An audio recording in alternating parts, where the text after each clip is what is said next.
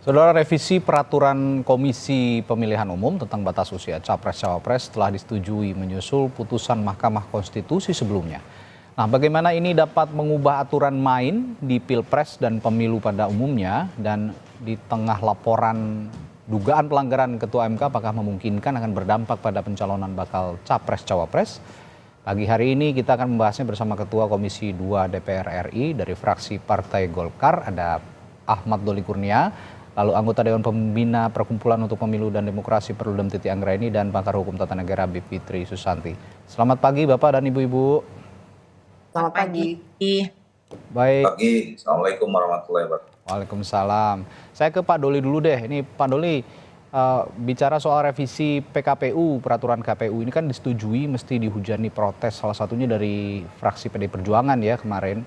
Nah, dasar pertimbangan Komisi 2 akhirnya menyetujui perubahan ini apa saja, dan ini kan memang mendesak karena putusan sudah dikeluarkan ya, kaitannya dengan konteks putusan MK gitu Pak Doli. Penjelasan Anda bagaimana? Ya, sebenarnya kita kan menjalankan apa yang menjadi tugas dan fungsi kita ya. Nah, di dalam Undang-Undang Nomor 7 Tahun 2017 itu, setiap KPU dan Bawaslu akan menerbitkan sebuah peraturan KPU atau peraturan Bawaslu, apakah itu peraturan yang baru atau yang direvisi ya, itu harus berkonsultasi dulu dengan DPR dan pemerintah. Dan ini sudah berkali-kali dilaksanakan gitu ya, bukan sesuatu yang baru. Jadi Bawaslu dan KPU kemarin menyampaikan surat, yang satu tanggal 27 September, yang satu lagi tanggal 23 Oktober ya, untuk memohon rapat dengar pendapat yang isinya konsultasi terhadap peraturan yang mereka akan terbitkan ya. Nah, karena waktu saat mereka menyampaikan surat itu kita sedang masa reses, maka kemarin seperti biasanya kami di Komisi 2 tidak pernah ya menunda-nunda, begitu ada permohonan selalu di kesempatan pertama langsung kita jadwalkan dan kita laksanakan rapatnya. Nah, kemarin hari pertama di masa sidang ini ya, jadi pagi kami paripurna, siang kami rapat pimpinan dan rapat internal, kemudian malam kita laksanakan atau kita gelar rapat itu. Nah, dan mereka menyampaikan seperti biasanya apa yang mereka akan terbitkan ya. Nah, terkait dengan kalau Bawaslu mungkin tidak ada persoalan lah kalian, bukan sesuatu yang sekarang menjadi isu yang menjadi perdebatan publik. Nah, soal PKPU ini, ya mereka kan cuma merubah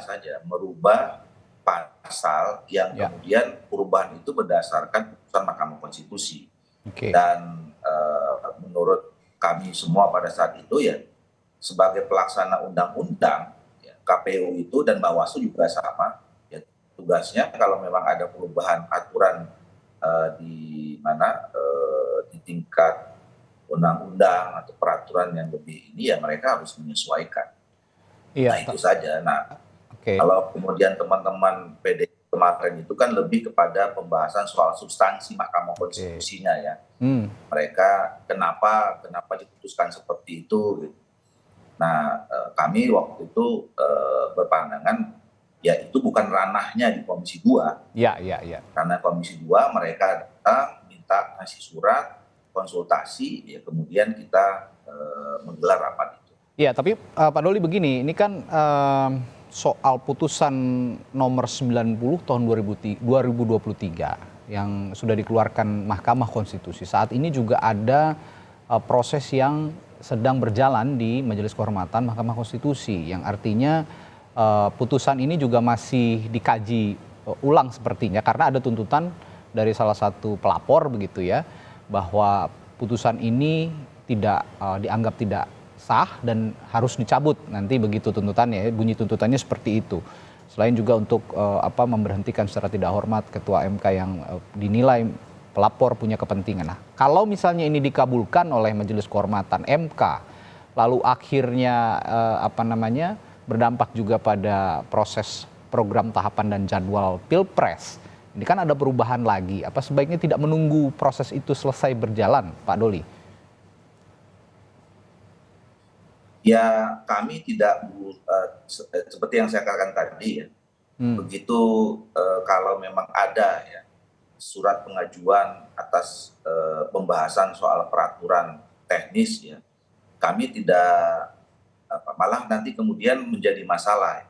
Dulu Oke. sama juga waktu bahas peraturan KPU tentang pendaftaran calon presiden ini, itu di Mahkamah Konstitusi sedang berjalan juga soal apakah kemudian orang-orang yang melakukan judicial review itu diterima atau Oke. tidak. Gitu.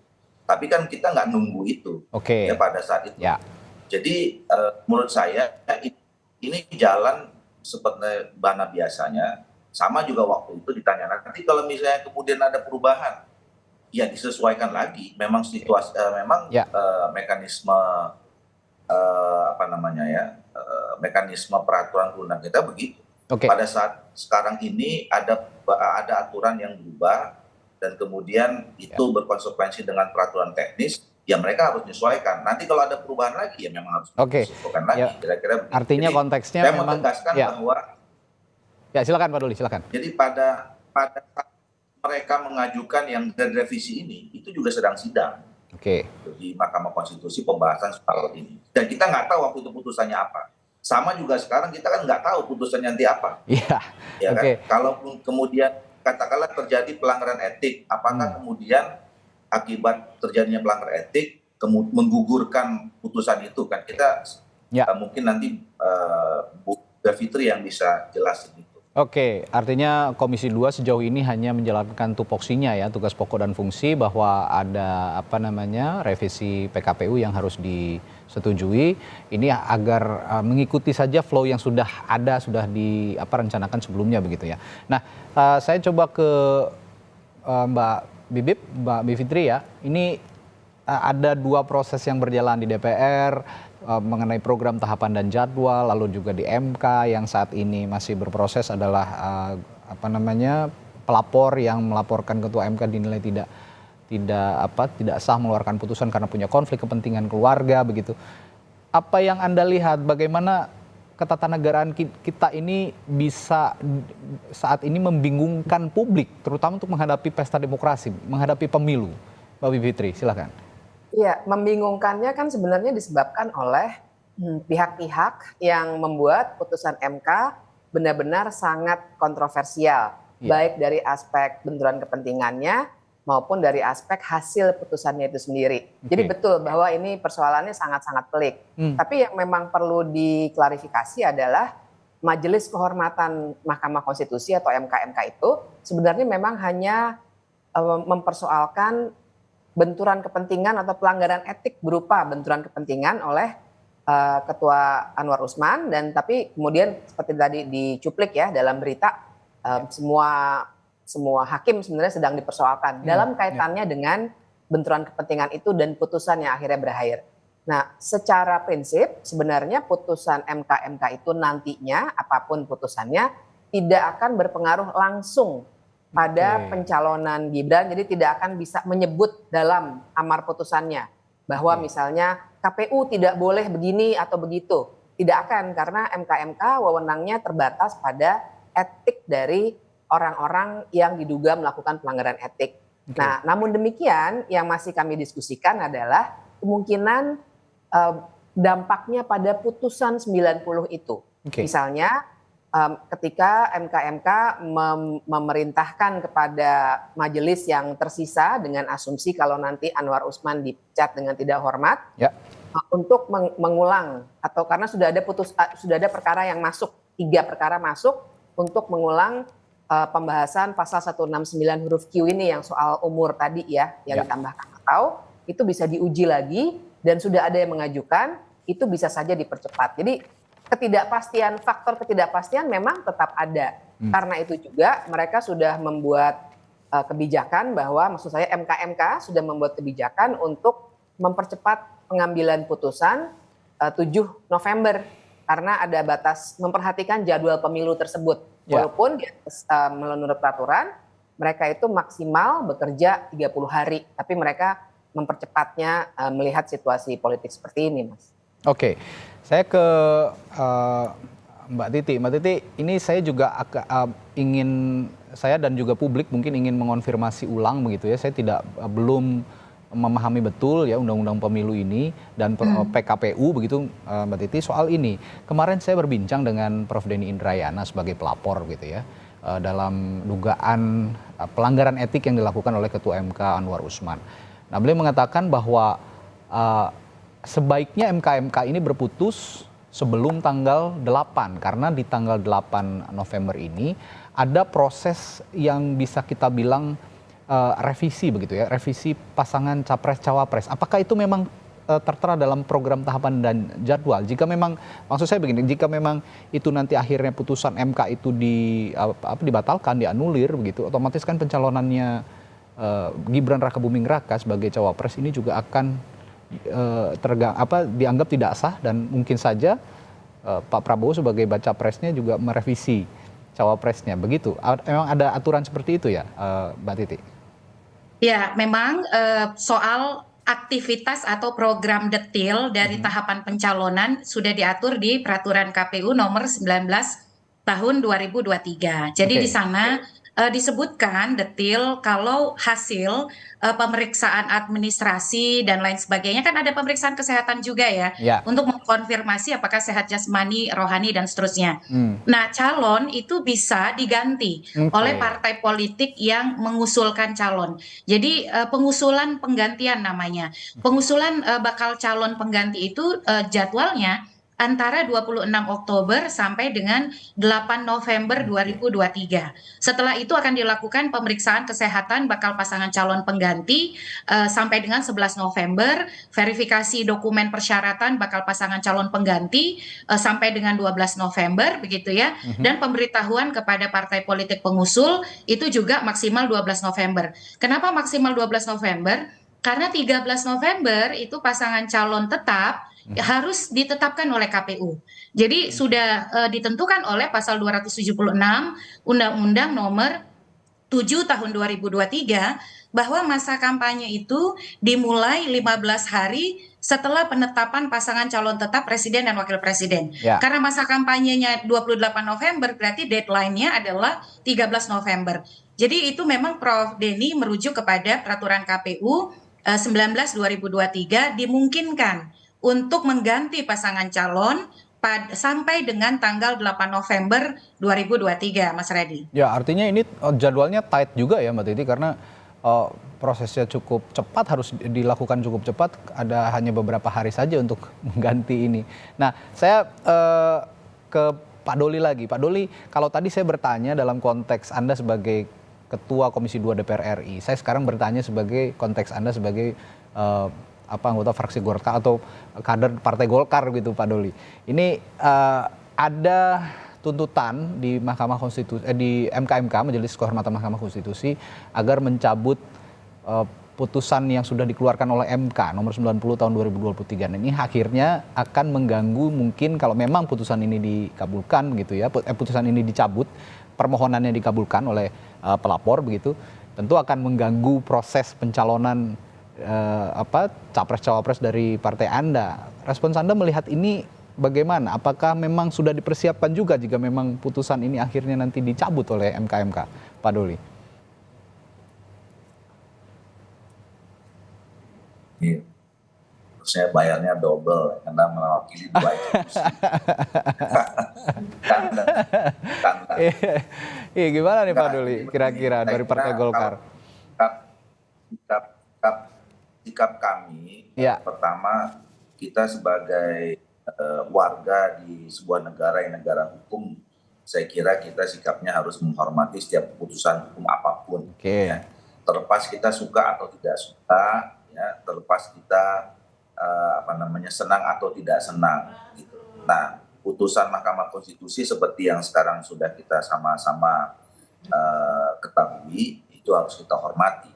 Nah, sama juga ketika kemudian ada sekarang yang melakukan proses menggugat, kemudian mempertanyakan, mempersoalkan keputusan itu, saya kira kita juga harus hormati, ya, itu juga hak konstitusi warga negara yang juga patut kemudian diberi kesempatan. Jadi apapun nanti keputusannya, tentu kami akan hormati.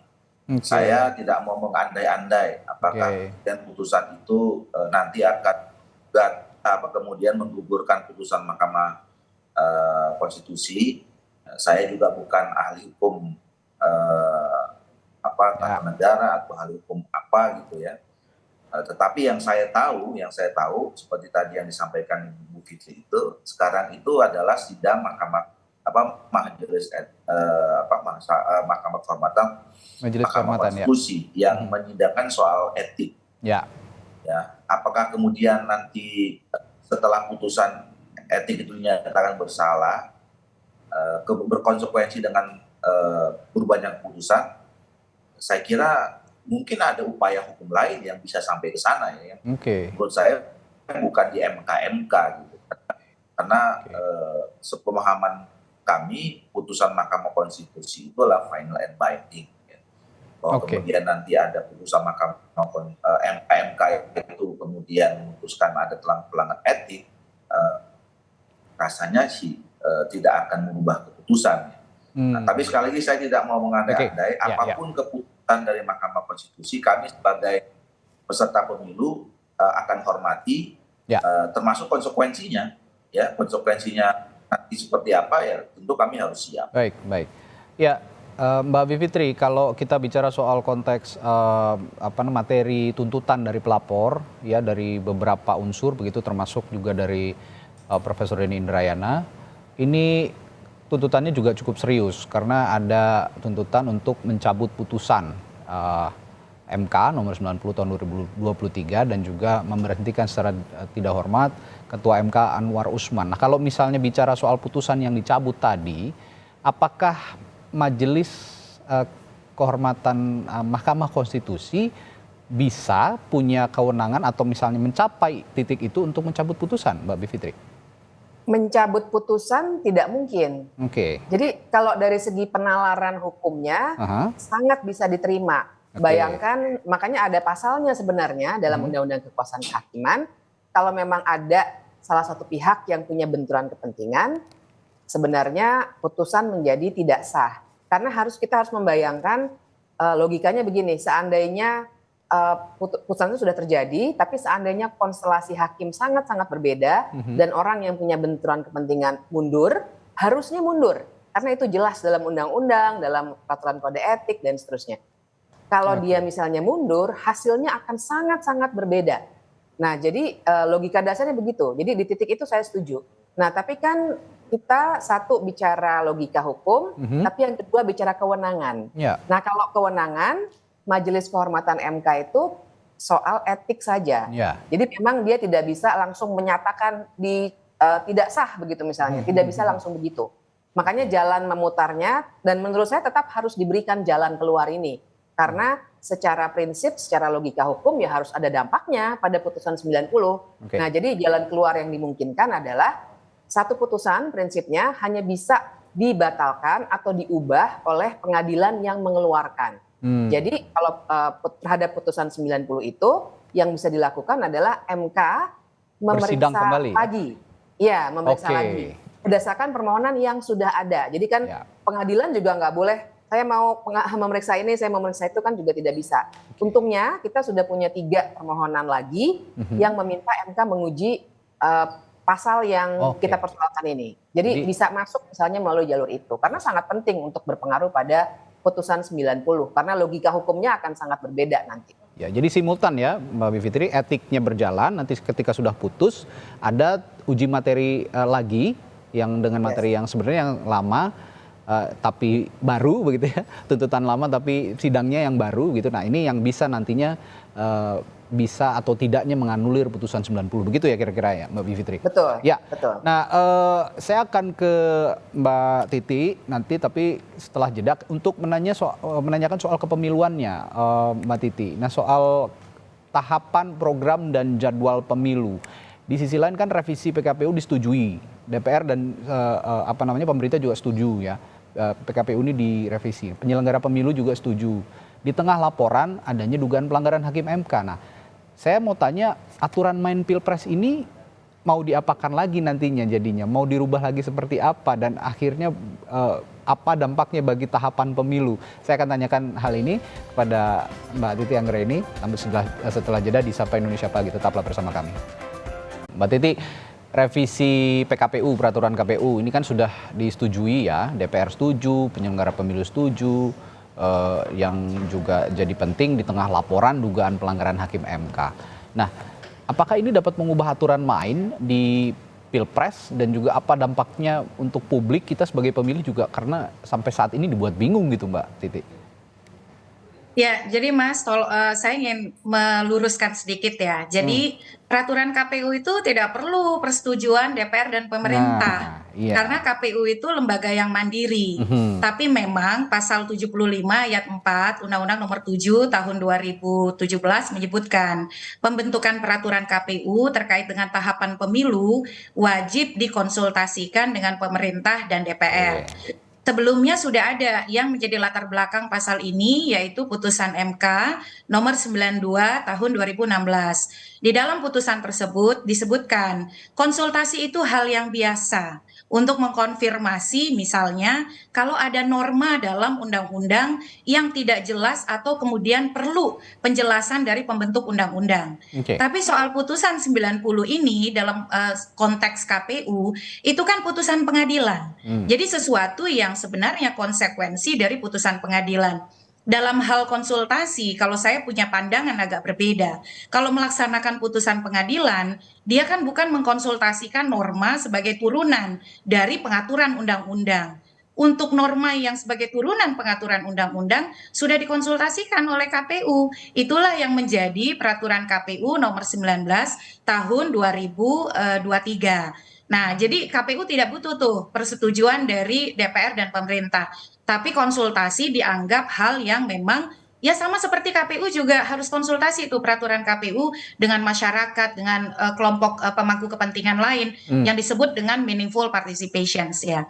Nah, yang kedua, apa dampaknya bagi tahapan pemilu? Jadi situasi yang serupa tapi tak sama sebenarnya juga pernah kita hadapi walaupun tidak serumit sekarang gitu ya. Tahun 2019 untuk pencalonan DPD pada waktu itu pengumpulan syarat dukungan dan lain sebagainya itu sudah dilakukan oleh salah satu calon. Terbitlah putusan nomor 30 tahun 2018 bahwa calon anggota DPD tidak boleh pengurus partai politik. Jadi itu putusan MK. Nah, pada waktu itu putusannya langsung dieksekusi oleh KPU. Peraturan KPU-nya diubah dan kemudian yang bersangkutan yang sudah mengumpulkan dukungan dan seterusnya tidak dibolehkan oleh oleh peraturan KPU untuk dijadikan calon anggota DPD. Tapi situasinya itu berbeda karena kenapa? Pada waktu itu tidak ada putusan MK yang kemudian seperti hari ini gitu. Kalau hari ini kan dia mendapatkan legitimasi untuk mendaftar dari putusan MK. Kalau yang sebelumnya dari undang-undang, tapi undang-undangnya dibatalkan putusan MK begitu. Kalau sekarang justru undang-undang dibatalkan putusan MK dan putusan MK menggaransi yang bersangkutan untuk mendaftar. Tetapi kemudian pertanyaannya bagaimana kalau tadi skenario seperti disampaikan oleh Mbak Bivitri, MK menyatakan ada problem etik berat ini. Sehingga kemudian ketika ada problem etik berat, apalagi komposisi hakimnya, kalau yang satu ketua ini dikeluarkan, kan menjadi 4-4 begitu ya. Dan tidak boleh diikutkan lagi di dalam pengujian yang baru untuk norma pasal yang sama. Nah, kita menunggu putusan MK bunyinya akan seperti apa. Apakah kemudian putusan MK persis seperti putusan 90 spesifik menyebut untuk berlaku pada pemilu 2024 atau seperti apa? Karena kan kalau dia kemudian mengkoreksi putusan 90, apakah tindakan konkret yang diambil oleh KPU ketika ada putusan MK yang berlaku itu kemudian bisa dibatalkan oleh putusan MK baru begitu. Nah, ini perdebatan konstitusional yang menurut saya menjadi menarik untuk didiskusikan, tetapi undang-undang kita menyebut penetapan pasangan calon itu dilakukan pada tanggal 13 November dan masa kampanye dimulai tanggal 28 November. Selama ini pengalaman kami Mahkamah Konstitusi itu menghitung betul kalender pemilu dan biasanya dia akan menyesuaikan dengan kalender pemilu begitu. Oke. perdebatan konstitusional yang sepertinya masih panjang dan sepertinya pelik sekali begitu ya. Ini juga ditambah nanti kalau memang ada riak-riak kecil di DPR yang akhirnya menjadi batu besar mungkin jika memang nanti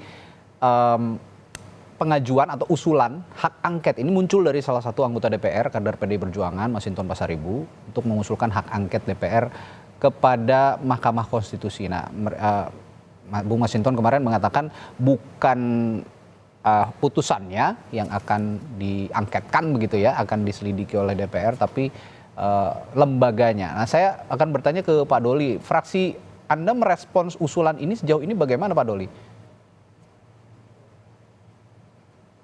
Ya, pertama setiap anggota memang punya hak, ya, anggota DPR, hak bertanya, hak interpelasi, bahkan hak menyatakan pendapat. Itu sih boleh-boleh saja. Cuman dalam konteks ini, menurut kami nggak relevan, ya kan? Karena tidak relevan, ya. Hak interpelasi itu ditujukan kepada atau hak yang untuk melakukan penyelidikan terhadap adanya dugaan penyimpangan apa yang dilaksanakan oleh pemerintah di eksekutif, ya. Eksekutif. Nah, sebetulnya sampai kepada putusan Mahkamah Konstitusi, ya, itu pemahaman kami. Ya. Tapi kalau kemudian ya yang namanya menyampaikan hak kan silakan saja. Jadi kami dengan apa yang kami ketahui tentang hak-hak yang dimiliki oleh anggota DPR itu ya sebetulnya tidak relevan masuk kepada wilayah putusan ini. Oke, nah kalau Pak Doli tadi menilainya tidak relevan karena ini lembaga yudikatif bukan lembaga eksekutif begitu ya Pak Doli. Tapi kalau dari Mbak Bivitri saya tanya sebagai analis ketatanegaraan, hukum ketatanegaraan, dari prinsip ketatanegaraan, spesifik soal hak angket yang diajukan atau diusulkan oleh Masinton Pasaribu sebagai anggota DPR dari fraksi PDI Perjuangan. Ini relevan atau tidak dan sejauh mana kalau memang misalnya ini nanti usulan ini diwujudkan begitu di DPR, sejauh mana bisa mempengaruhi putusan MK, Mbak Bivitri? Tidak relevan, itu jawaban. Tidak relevan ya. Nugas saya itu dulu. Penjelasannya adalah, jadi memang bahwa DPR ingin dalam tanda kutip lebih galak begitu ya sekarang, itu perlu kita apresiasi. Karena selama 4 tahun ini seperti tidur nih DPR-nya ya kan. Setuju, relatif tidur itu. Ya. Mungkin karena lebih dari 80% koalisinya Pak Jokowi. Nah kelihatannya karena konstelasi politiknya sudah berubah, jadi pengen galak sedikit lah. Dan itu kita harus apresiasi kan mereka memang DPR itu punya fungsi legislasi, kemudian juga fungsi anggaran dan fungsi pengawasan. Ini prinsip, teori dan juga konstitusi, bilangnya begitu. Nah tapi fungsi pengawasan itu kan ada dua, ada yang sehari-hari, kapan saja misalnya menteri bisa dipanggil dan seterusnya, ada yang sifatnya sangat punya implikasi pada relasi antara eksekutif dan legislatif. Nah hak angket ada di wilayah yang kedua ini. Nah dalam konteks itu hak angket itu selain diatur dalam konstitusi, juga diatur dalam Undang-Undang MD3, MPR, DPR, DPD, DPRD. Nah, ada pasal 79 ayat 3 Undang-Undang MD3 itu yang mengatakan bahwa hak angket, hak interpelasi itu sebenarnya ditujukannya kepada eksekutif dalam konteks menjalankan peraturan perundang-undangan ataupun dalam kebijakan mereka. Jadi memang kekuasaan kehakiman itu tidak seharusnya dipanggil secara politik karena kalau hak angket itu sudah secara politik. Kalau mau tahu apa sih yang terjadi di balik itu semua, bisa saja ada pemanggilan sekedar berkonsultasi misalnya ataupun rapat dengar atau apa misalnya ya, rapat dengar pendapat atau rapat kerja begitu. Jadi dalam konteks fungsi pengawasan juga, tapi tidak di level politik yang sifatnya relasi eksekutif dan legislatif seperti hak angket dan interpelasi. Nah pertanyaannya kan tadi, nanti ada implikasinya nggak pada putusan Mahkamah Konstitusi? Tentu tidak. Tentu tidak. Karena kalau putusan dan lembaga Mahkamah Konstitusi maupun Mahkamah Agung itu punya istilahnya itu perisai prinsipil yang namanya kemandirian kekuasaan kehakiman. Nggak boleh legislatif cawe-cawe terhadap apa yang diputuskan oleh Mahkamah Konstitusi maupun Mahkamah Agung. Baik, ya artinya kalaupun itu mau dibicarakan itu di tingkat rapat dengar pendapat dengan mitra komisi di DPR begitu ya, dalam hal ini mungkin ada di ranah Komisi 3 DPR RI begitu ya Mbak Bivitri ya. Ya, kalau dibicarakan misalnya mendatangi MK untuk ada keingintahuan, tentu saja wakil rakyat bisa saja. Tapi untuk interpelasi dan angket itu tidak bisa dilakukan terhadap lembaga yudikatif. Oke, baik. Terakhir saya ke Mbak Titi, ini riuh-riuh dari mulai ada gugatan begitu, akhirnya dikabulkan gugatannya untuk salah satu bakal cawapres yang dibilang partainya Pak Doli tadi under 40 gitu ya. Nah ini riuh-riuh yang ada dari awal sampai detik ini membuat publik nano-nano ya, manis asam asin begitu rasanya, campur-campur aduk gitu menghadapi fenomena politik akhir-akhir ini. Pesan Anda untuk kami sebagai pemilih begitu ya, dan juga sebagai seseorang yang melihat aksi-aksi politik belakangan ini, apa saja pesan-pesan Anda, Mbak Titi? Ya, Mas Radi, ini pemilu dengan tingkat ketidakpastian hukum dalam perspektif publik paling tinggi ya. Betul. Pengalaman saya mengikuti pemilu setidaknya sejak 97 saya mencoblos pertama kali. Nah, ini dilatar belakangi karena makin banyak orang atau para pihak dengan motifnya masing-masing melihat Mahkamah Konstitusi itu bisa menjawab kebuntuan hukum yang mereka hadapi dengan kepentingannya masing-masing ya. Nah, tentu saja Mahkamah Konstitusi dan hakim-hakim yang negarawan itu harus pandai kemudian mampu menempatkan diri dalam konteks tugas, kewenangan, dan fungsinya, atau kemudian yang kita sebut dengan menahan diri judicial restraint di tengah dorongan untuk melakukan aktivisme yang luar biasa. Yang kedua adalah sebagai pemilih kita mesti insyaf ya, bahwa bukan sekedar kita itu butuh datang ke bilik suara, membuka surat suara, lalu mencoblos. Tetapi juga kita perlu ingat surat suara yang kita buka di TPS itu haruslah dihadirkan dari proses yang juga jujur adil.